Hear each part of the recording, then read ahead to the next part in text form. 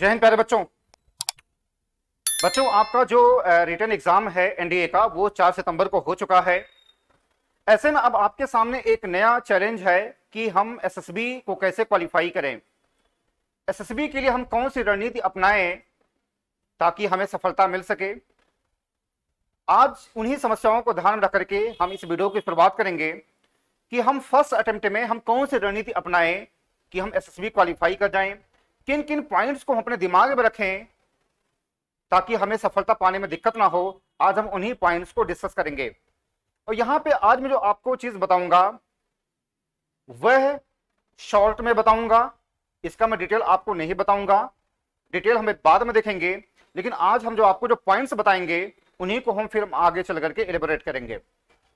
ठीक है बेटा, तो हम स्टार्ट करते हैं कि फर्स्ट अटेम्प्ट में हम कैसे एसएसबी को क्वालिफाई कर सकते हैं, हम कौन सी रणनीति अपनाएं। देखेंगे यहां पे सबसे पहले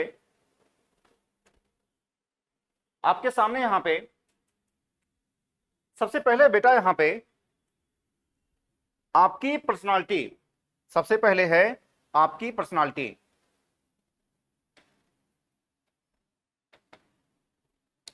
सबसे पहले है आपकी पर्सनालिटी। देखो, पर्सनालिटी का डेवलपमेंट होना बहुत जरूरी है और पर्सनालिटी में सारी चीजें आ जाती हैं। उसी में आपका इंटरपर्सनल स्किल और कम्युनिकेशन स्किल आ जाता है। अब पर्सनालिटी और इंटरपर्सनल स्किल और कम्युनिकेशन स्किल का मतलब होता क्या है, मैं आपको शॉर्ट में बता रहा हूं। मैं पहली बात यह है कि आपका जो कम्युनिकेशन है वो बढ़िया होना चाहिए, आपका ड्रेस सेंस बढ़िया हो, आपके अंदर लीडरशिप क्वालिटी हो, आप जो है सेल्फ मोटिवेटेड हो, आप लीड कर सकें, ठीक, आप जो है फिजिकल फिटनेस आपके अंदर हो, मेंटल फिटनेस हो, ये सब होते हैं, एक पर्सनालिटी हो जाती है। तो ध्यान रखिएगा, एसएसबी के लिए सबसे पहली जो कंडीशन ये है, सबसे पहला शर्त ये है कि आपका जो पर्सनालिटी है वो एक ढंग का होना चाहिए और आपकी जो इंटरपर्सनल स्किल है, कम्युनिकेशन स्किल है, आपका बहुत ही बेहतर होना चाहिए। इसके बाद अगर हम बात करेंगे यहां पे फिजिकल और मेंटल फिटनेस की, अगर हम बात करें यहां पे अगला क्या है बेटा, यहां पे फिजिकल और मेंटल फिटनेस, यानी आप फिजिकली फिट हो, आप मेंटली फिट हो, क्योंकि आपको पता है फौज में फिट होना बहुत जरूरी है। उसमें बहुत सारे ऐसे काम होते हैं जो कि हमें बॉडी से और मेंटल से, दिमाग से, हमें दोनों से हमें काम लेना पड़ता है।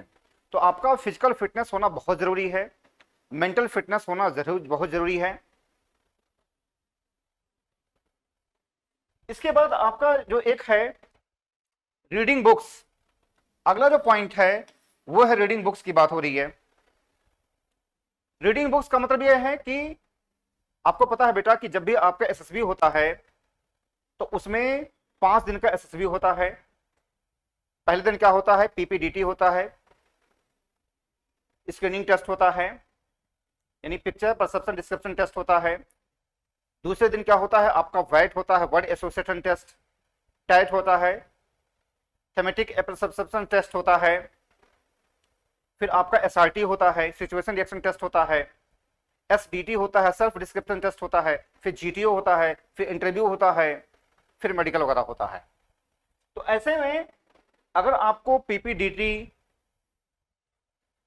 या फिर आपको अगर वेट, इन सभी चीजों को अगर ढंग से करना है तो आपके अंदर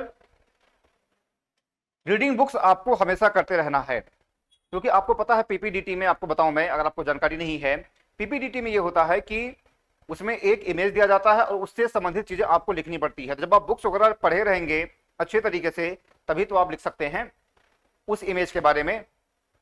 इसलिए रीडिंग बुक्स अगर आपके अंदर हैबिट नहीं है तो आप अभी से ये अपनी हैबिट बनाइए।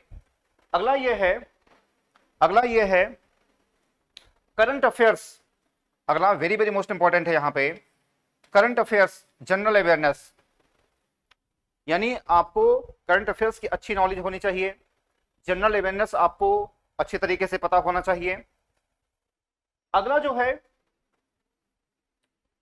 आपको न्यूज़पेपर रीडिंग आपको आना चाहिए।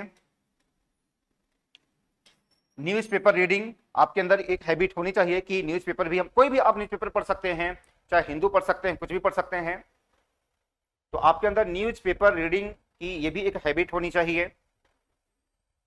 इसके बाद हैव पेशेंस। हैव पेशेंस का होना बहुत जरूरी है। हैव पेशेंस यानी पेशेंस का होना बहुत जरूरी है, क्योंकि आपको पता है एक टेस्ट होता है आपका एसआरटी होता है, सिचुएशन रिएक्शन टेस्ट। वहां पे आपको सिचुएशन के हिसाब से काम करना होता है।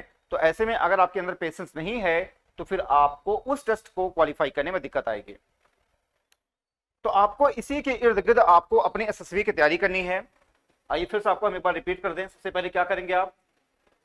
सबसे पहले आप अपनी पर्सनालिटी निखारिए, और आप पर्सनालिटी में जो भी एक बेहतर चीज हो सकता है, मैंने बताया है leadership quality, physical mental fitness हो गया, आपका ड्रेसिंग सेंस हो गया, आपकी बात करने की कला हो गई, आप सेल्फ मोटिवेटेड हैं, आप दूसरों की भलाई कर रहे हैं, जितनी भी अच्छी अच्छी चीजें हैं वही आपका पर्सनालिटी हो जाता है। इसके बाद मैंने आपको बता दिया है आपका फिजिकली और मेंटली फिट होना बहुत जरूरी है एसएसबी के लिए। रीडिंग बुक्स आपके अंदर ये हैबिट होनी चाहिए, क्योंकि मैंने बताया है कि 4-5 जो टेस्ट होते हैं, पीपीडीटी हो गए, स्क्रीनिंग टेस्ट हो गया, एसआरटी हो गया, वैट हो गया, ठीक, एसडीटी हो गया, टैट हो गया, इन सभी को अगर आपको अच्छे तरीके से बेहतर तरीके से करना है तो आपके अंदर रीडिंग बुक्स होनी चाहिए। ठीक, इसके बाद फिर है करंट अफेयर्स की भी आपको नॉलेज होनी चाहिए। जनरल अवेयरनेस, न्यूज़पेपर रीडिंग की हैबिट आपके अंदर होनी चाहिए, और आपके अंदर पेशेंस का भी होना जरूरी है। जब भी आप एसएसबी आप देने जाएंगे, जैसे मान लो अभी 4 सितंबर को पेपर हो चुका है, बहुत सारे लोगों को पता चल गया होगा कि उनकी कट ऑफ कितनी जाएगी। मैंने बताया, इसके पहले मैंने आपको वीडियो में बताया है कि जिसका 350 है वो सेफ है, और जिसका 350 हो रहा है उससे ऊपर है तो अभी से वो एसएसबी की तैयारी शुरू कर दे, क्योंकि अगर वो रिजल्ट का इंतजार करेगा फिर वो एसएसबी देगा, तैयारी करेगा, तो फिर उसको समस्याएं आएंगे। इसलिए अभी से आप एसएसबी की तैयारी शुरू कर दें। और जो भी ये पॉइंट्स दिए गए हैं आपको इसी के राउंड अबाउट आपको अपनी तैयारी करनी है, और मैं उम्मीद करता हूं कि आपको जरूर सफलता मिलेगी। ठीक है बच्चों, तो अगली वीडियो में हम आपको बताएंगे कि एसएसबी के जो 5 डेज प्रोसेस होते हैं वो कैसे कैसे होता है, किस तरह के टेस्ट होते हैं, उसमें क्या क्या कंडीशन होती है, इन सभी सारी चीजों को वहां पे हम डिस्कस करेंगे अपने नेक्स्ट वीडियो में। एसएसबी 5 डेज प्रोसेस क्या क्या होता है। ठीक है बेटा, चलिए आज बस यहीं तक। थैंक यू, जय हिंद, जय भारत।